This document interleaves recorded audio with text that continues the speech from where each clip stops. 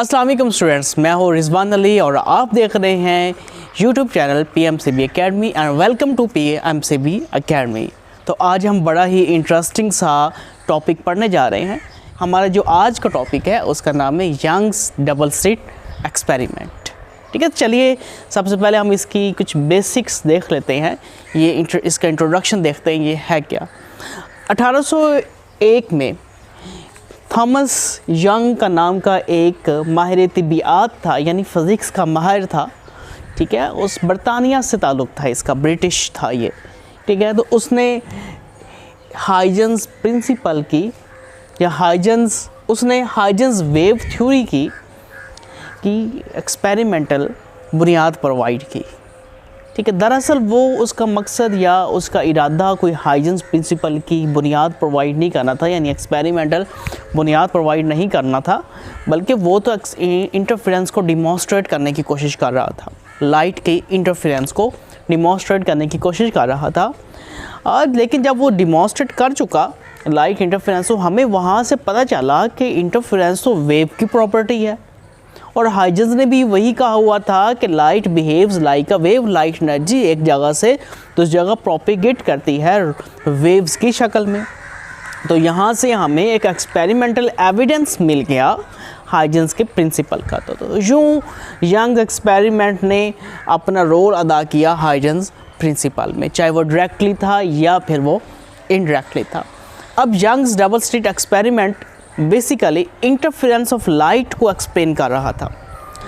चलते हैं अब उसके थोड़े से एक्सपेरिमेंट की तरफ। मैंने एक डायग्राम बनाई है, थोड़ा सा आपको आइडिया देगा कि उसने ऑपरेटर्स कौन सा इस्तेमाल किया था इस एक्सपेरिमेंट करने के लिए।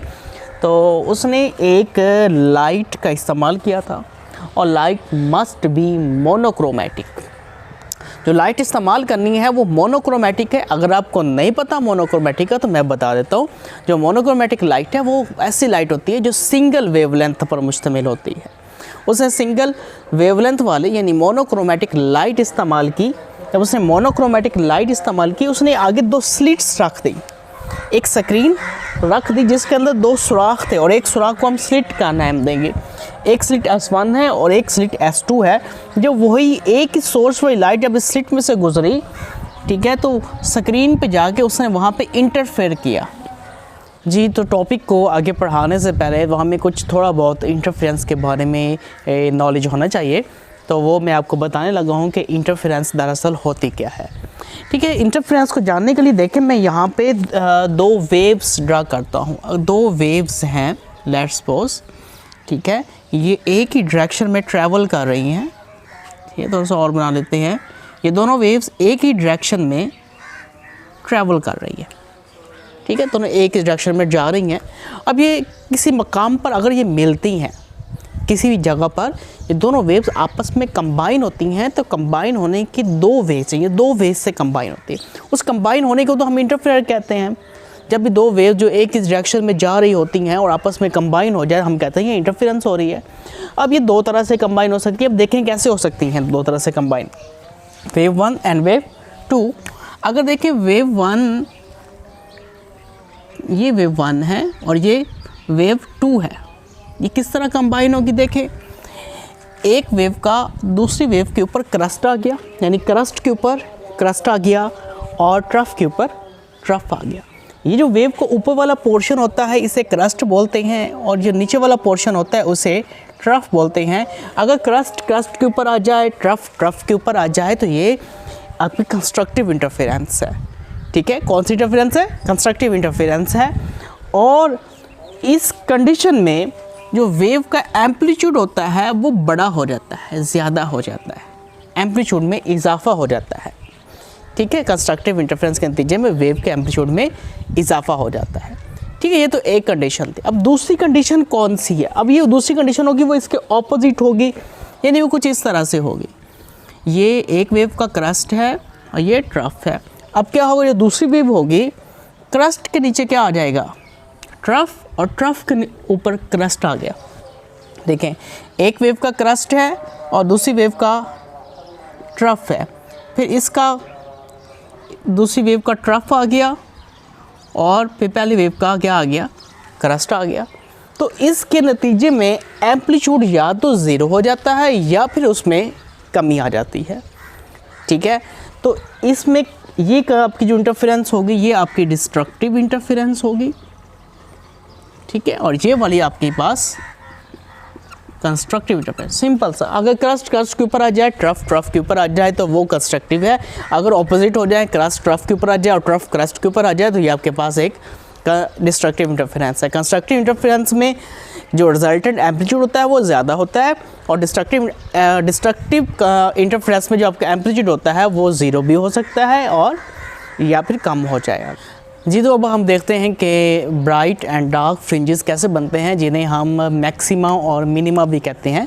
तो वही जो मैंने पहले डायग्राम बनाई थी वही उसी किस्म की डायग्राम है। तो देखें, आपके पास रोशनी प्लेन वेव फ्रंट में से आ रही है। ठीक है, उसके बाद हमने एक स्क्रीन रखी है जिसके अंदर एक ही स्लिट है, एस का नाम देंगे इसे हम। ठीक है, तो ये क्या करेगी, जब रोशनी इसमें से गुजरेगी तो वो डाइफ्रैक्ट हो जाएगी, यानी किनारों की मुड़ जाएगी, यानी प्लेन वेव फ्रंट कन्वर्ट हो गया स्फेरिकल वेव फ्रंट्स में।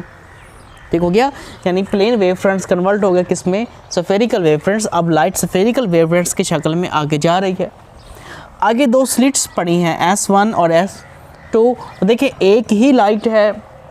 ठीक है, जब इसमें से गुजरेगी स्लिट S1 में से तो ये इसके गिर्द डाइफ्रैक्ट हो जाएगी और वही लाइट जब इसमें से गुजरेगी तो इसके गिर्द क्या हो जाएगी, डाइफ्रैक्ट हो जाएगी। तो पीछे देखिए स्लाइड का सोर्स तो एक ही है, आगे जाके वही लाइट दो हिस्सों में डिवाइड हो गई। तो ऐसी लाइट को हम बोलते हैं कोहेरेंट सोर्स ऑफ लाइट। या आपका लाइट का जो सोर्स है वो क्या होगा, कोहेरेंट सोर्स ऑफ लाइट वो होता है जिसका टाइम पीरियड, जिसका एम्पलीट्यूड, जिसकी फ्रीक्वेंसी सेम हो।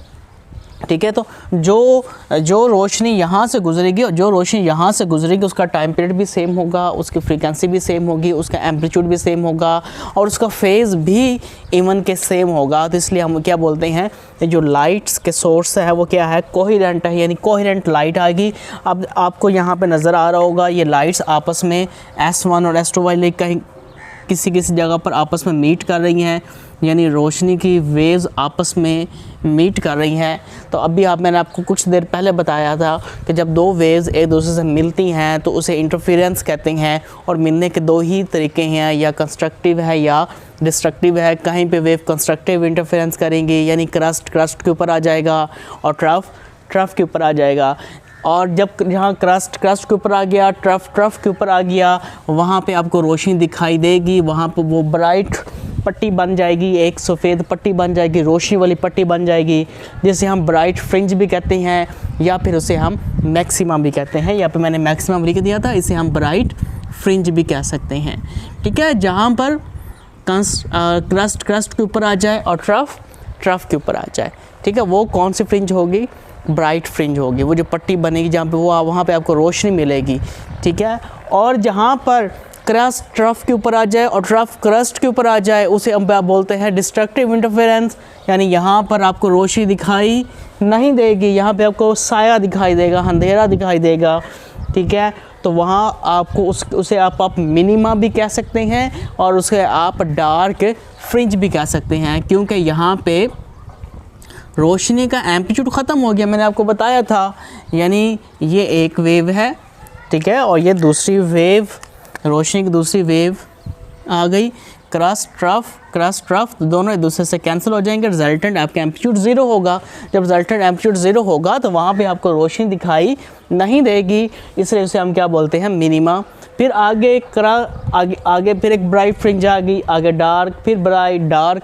जहाँ पर डार्क फ्रिंजेस हैं इसका मतलब है वहाँ पे डिस्ट्रक्टिव इंटरफेरेंस हो रहा है, और जहाँ पे ब्राइट फ्रिंजेस है वहाँ पे कंस्ट्रक्टिव इंटरफेरेंस हो रहा है। ठीक है, तो इंटरफेरेंस के लिए, लाइट की इंटरफेरेंस के लिए जो सोर्स ऑफ लाइट होना चाहिए वो एक तो मोनोक्रोमेटिक होना चाहिए, मैंने पहले बता दिया था, और दूसरा लाइट का सोर्स कोहेरेंट होना चाहिए।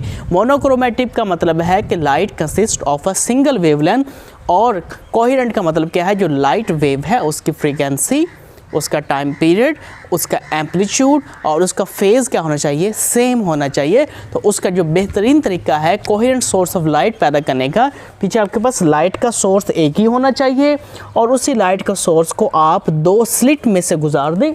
क्योंकि आगे जाके आपने इंटरफेयर करवाना है। इंटरफेयर करवाने के लिए 2 वेव्स का होना ज़रूरी है। फिर लाइट का सोर्स एक ही है, एक ही सोर्स में से वेव्स आ रही थी, जब 2 स्लिट्स में से गुजरी तो एक ही वो 2 वेव्स में कन्वर्ट हो गई। ठीक है, तो इस तरह आप कोहेरेंट सोर्स हासिल कर सकते हैं।